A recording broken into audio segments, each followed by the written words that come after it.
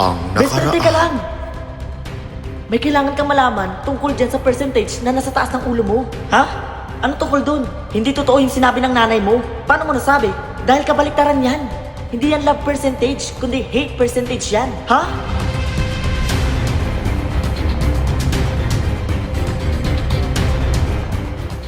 Kabaliktaran yan. Hate percentage yan ng isang tao. Makikita mo dyan kung sino yung mga taong ayaw sa'yo. Kaya nga hate percentage eh. Hate percentage? Paano naman ako makakasigurado na totoo yung sinasabi mo? Gumagawa ka lang ng kwento para mapagtakpan niyang pagiging plastic mo. Best friend, maniwala ka sa akin. Dahil totoo lang ang sinasabi ko. Dahil saksi din ako sa lahat ng mga nangyari sa pinsan ko. Dahil ganyan din yung nangyari sa kanya. Totoo ba? Oo, best friend. Kaya dapat kang maniwala sa akin. Kung ganun, pasensya ka na. Sorry. Sorry kasi na-judge kita agad. Eh, hindi ko naman kasi alam eh. Tsaka yun yung kasi yung pagkakasabi sa akin ni nanay. Malay ko ba na binaliktad niya pala yung pagkakasabi sa akin at yun yung dapat kong malaman kung bakit siya nagsinungaling sa akin. Hindi ko rin alam, best friend. Pero ang alam ko, kailangan mo mag-ingat sa nanay mo. O anak, nandiyan ka na pala. Bakit ganyan yung mukha mo? Bakit ka nakasimangot? Nay? Pwede ba tayo mag-usap sandali? Oo naman anak, tungkol ba saan? Totoo bang nagsinungaling po kayo sa akin? Ano? Anak, hindi kita maintindihan. Ano bang ibig mong sabihin? Nay, gusto kong tapatin niyo ko. Totoo bang itong black heart na nasa taas ng ulo ko ay hindi love percentage, kundi hate percentage? Oo, nagsinungaling nga ako sa'yo. Ha? Nay, bakit niyo po nagawa to sa akin? Bakit niyo po nagawang magsinungaling? Alam niyo ba, Nay, na muntikan na kami masira ng kaisa-isang best friend ko? Tsaka yung girlfriend ko? Wala na, iniwalayan ko nang dahil sa inyo.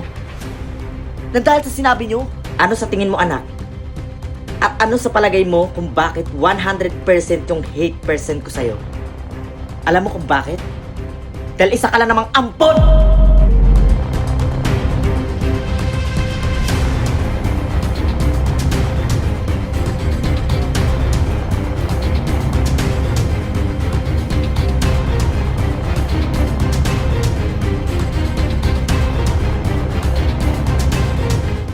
So ayun guys, so naluto na nga po yung niluto kong chicharon.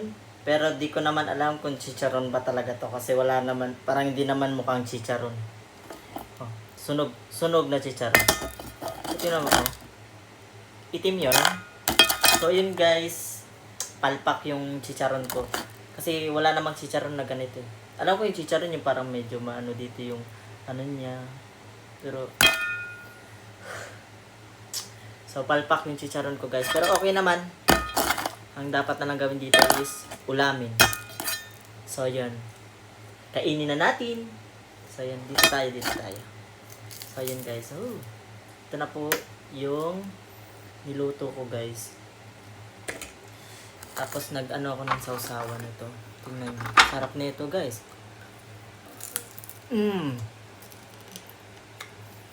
Sarap. Mm. Mm.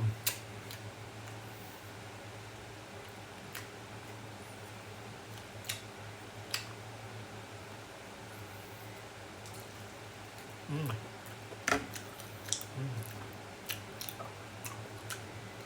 Mm.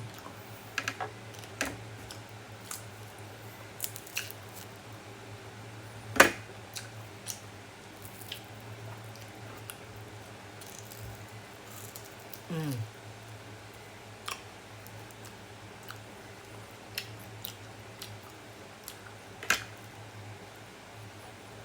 Sarap. Parang nagprito lang ako. Wala akong nakikita ng chicharon.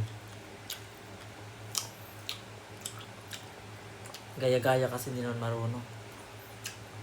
Pero masarap siya guys ha.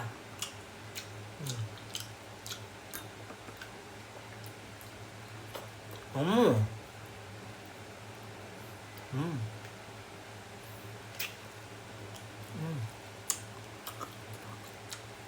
Okay naman siya.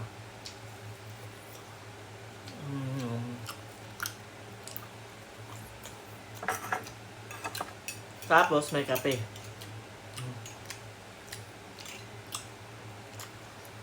Mm. Mm.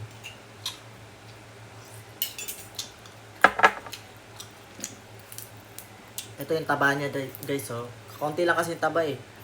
Puro kasi ano eh. Puro kasi yung binigay sa akin ano. Karne talaga, wala yung taba.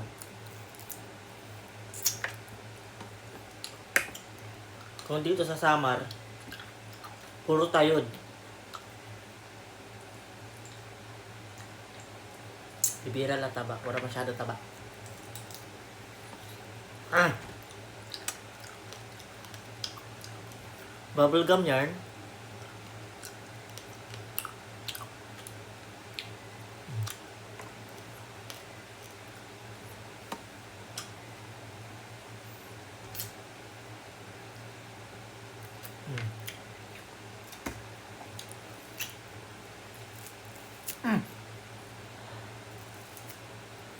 Sarap. Kunat.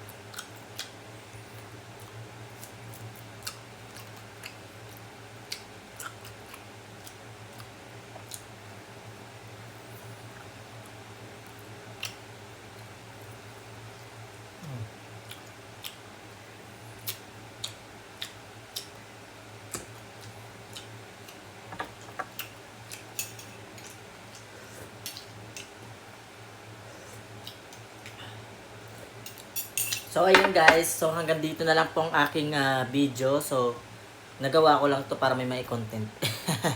So yung ano ko po is chicharon, cooking chicharon challenge is failed. Kasi hindi naman to chicharon. Chicharon ba to? Ayun.